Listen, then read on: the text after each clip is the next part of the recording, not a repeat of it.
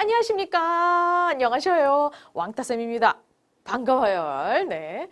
자, 우리는 1학년 2학기 거 개념 정리를 하기 위해서 이렇게 만나셨습니다. 그 1학년 2학기는요, 우리가 이제 도형 파트, 그 다음에 저 뒤에 통계 파트, 이렇게 크게 두 가지로 우리가 좀 나눠서 보실 수가 있어요. 사실은 1학년 2학기에 내용적으로 봤을 때에는 초등학교 때 한 번씩은 조금씩 접했던 부분이 있었기 때문에 조금 쉽다라고 생각하실 수가 있을 것 같아요. 근데 절대로 긴장 놓으시면 안 됩니다. 왜냐하면 단어, 용어, 기호, 뭐 어떤 다른 성질 이런 것들을 뭐랄까 조금 더 세련되게 조금 더 전문화된 그러한 아이들로다가 우리가 이제 배우게 돼요. 이 아이들은 고3 때까지 쓰는 어떤 그 기본적인 용어가 됩니다. 그러니까 중학교 1학년에 나오게 되는 이 용어들이 혹은 기호들이 혹은 성질들이 여러분들 머릿속 안에 들어가 있어야 앞으로 이제 수학 선생님이 하시는 말씀, 고등학교 때 수학 선생님이 하시는 말씀이 무슨 말인지 이해라도 된단 말이죠. 커뮤니케이션이 되려면 당연히 그 아이가 어떤 뜻을 가지고 있는지 알아야 될 거 아닙니까? 그렇죠? 그래서 이제 내용적으로 봤을 때는 좀 괜찮다 싶겠지만 사실상 용어들, 표현들, 이게 국어적 표현과 수학적 표현이 좀 다르거든요. 그러니까 이런 아이들을 좀 세련되게 여러분들이 가져가 주셔야 돼요. 그러려면 개념 노트 정리 잘 해주셔야 되고요. 외워주시기까지 여러분들께 좀 부탁을 좀 드리도록 할게요. 우리 첫 번째 시간입니다. 일단 큰 그 대단원? 그게 바로 도형의 기초라는 단원이에요. 말 그대로 도형이라는 건 우리가 초등학교 때 다 봤잖아요. 그쵸? 근데 그거를 기초적인 면부터 다시 끄집어냅니다. 그래서 초등학교 때와는 조금 다르게 구체적으로 심도 있게 들어가죠. 우리 첫 번째 시간이 바로 아하 선생님 이거 다 아는 거예요. 아니 이거 다 아는 거예요. 라고 얘기할 수 있는 점, 선, 면입니다. 이 점선면이 이미 여러분들이 다 아시는 내용이기는 해요. 그렇죠? 그런데 말씀 계속 드리죠. 네, 중학과정, 고등과정을 다 하기 위해서 우리가 구체적으로 들어가 볼 겁니다. 요 아이요, 일단 첫 번째 챕터가 도형의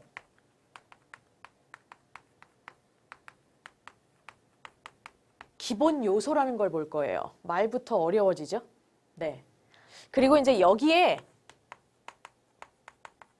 교점이라는 거랑 교선이라는 거랑을 볼 거고요. 말이 어려워졌죠? 저기 근데 별거 아니에요. 도형의 기본 요소를 좀 볼게요. 도형을 이루는 기본 요소? 이게 곧 점하고요. 선하고요. 면이에요. 그래서 이 아이를 3요소라고 얘기를 합니다. 도형을 이루는 기본 3요소. 근데 중요한 건 우리가 사실상 점이 뭔지 알고 계시잖아요. 선이 뭔지 알고 계시잖아요. 면이 뭔지 알고 계시죠? 근데 이 아이들이 별개의 아이들은 아니에요.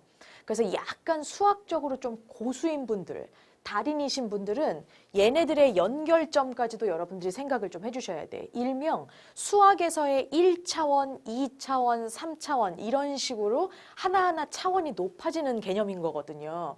되게 웃기는 게 점이 있어요. 그 점을 수두룩하게 빽빽하게 막 찍어보는 거야. 점이 쫙 모여요. 그러면 뭐가 되냐면 선이 돼요.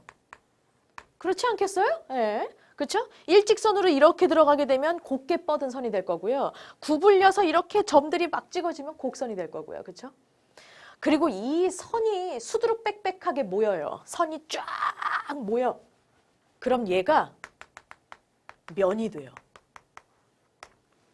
그러니까 재밌는 게 수학에서는 요 아이는 차원으로 우리가 바라볼 수가 없는, 뭐 일명 이제 0차원이라는 얘기도 있는데, 그래서 이제 얘네들은 차원에 안 들어가고요. 요게 1차원, 요게 2차원, 그리고 3차원이 공간. 뭐 이제 이런 식으로 갑니다. 그리고 이제 여기에 조금 더 나아가게 되면 이제 4차원, 뭐 5차원까지도 가게 되는데 여기서는 수학적인 표현인 거니까 그리고 우리가 중학교 1학년이니까 저는 그 다음 거는 안 할게요. 어쨌든 기본 요소를 하고 있는 거죠. 네, 그래서 이 점선면 아이가 3요소라는 거, 요거는 반드시 여러분들이 개념을 정리해 주셔야 돼요. 제가 이제 하나 더 볼 건데요. 교점이랑 교선이라는 아이까지 우리가 이번 챕터에서 보셔야 돼요. 굉장히 기본적인 단어니까 첫 번째 챕터에 나왔겠죠. 그죠? 재밌는 게요. 요 아이들은 한문이에요. 네. 지금 교자라는 게 겹치고 있어요. 그쵸? 네. 뒤에 있는 점이라고 하는 것과 선이라고 하는 건 여러분들 다 알고 계세요. 여기 다 나왔었잖아요. 그죠? 점은 점, 선은 선, 이거란 말이야. 앞에 있는 이 교자는 대체 뭐길래? 네, 만날 교자예요. 네. 다시 말하면 어떤 아이가 만나가지고 생긴 점이고요. 어떤 아이가 만나가지고 생긴 선, 요런 아이를 우리가 교점, 교선이라고 합니다. 정리 한번 좀 해보려고요. 교점 같은 경우는 우리가 한번 생각을 해보자. 누구랑 누구랑 만났을 때 점이 생길까? 그래, 맞아. 선하고 선. 얘네들이 만났다거나 아니면 선하고 면. 그래서 이제 얘네 둘이 예를 들어서 이제 만나게 돼요. 선하고 면 같은 거는 선이 이렇게 지나가고요. 면이 하나 이렇게 있다라고 볼게요. 여기 딱 만나는 지점이 이렇게 딱 있잖아요. 그쵸? 그래서 이제 그런 상황에서 우리가 얘랑 만나서 생긴 점이구나. 어려운 거 아닌데 사실상 이렇게 풀어서 써보면 하나하나 구체적으로 가보게 되면 헷갈립니다. 그죠? 이 선은 어떨까요? 아니 누구랑 만나야 선이 생기는 걸까? 선과 선? 아니야, 걔는 점이 생기는 거지. 선과 면? 아니 걔도 점이 생기는 거야. 누가 선이 생길까요? 그렇죠. 이렇게 생긴 면 하나, 이렇게 생긴 면 하나. 자, 면과 면이 만나게 되면 그 만나는 선이 보여요. 그쵸? 예. 그래서 얘는 면과 면이 있는데 얘네들이 만나서 생긴 점이야? 점이야? 선이죠. 그쵸? 그래서 사실은 요 아이가 어려운 거는 절대 아니시고요. 요것 때문에 우리가 살짝쿵 문제를 푸실 때 용어들을 이해하실 줄을 알아야 돼요. 문제 한번 가볼까요? 나와라! 자, 적용 문제 1번인데요. 그림과 같은 입체도형에서 교점 나왔다. 만나서 생긴 점이잖아요. 그럼 이 입체도형에서 만나서 생긴 점은 누굴까? 그래, 맞아. 이 아이랑 만나서 생긴 점. 누구 보이세요? 얘랑. 그쵸? 예. 그리고 이제 여기에 이 아이도 이렇게 지나가. 그럼 얘죠? 예. 혹은 얘가 이렇게 지나가. 얘 여기 있죠? 와, 대박 사건. 그죠? 예. 그래서 이런 교점들이 이 입체도형에서 나타나게 되는 교점이 바로 다른 말로 얘기한다면 꼭지점을 의미하게 되죠. 이 입체도형에서 본다면. 교선은 뭘까요? 교선. 네, 교선은 보시면 지금 요면 보이시나요?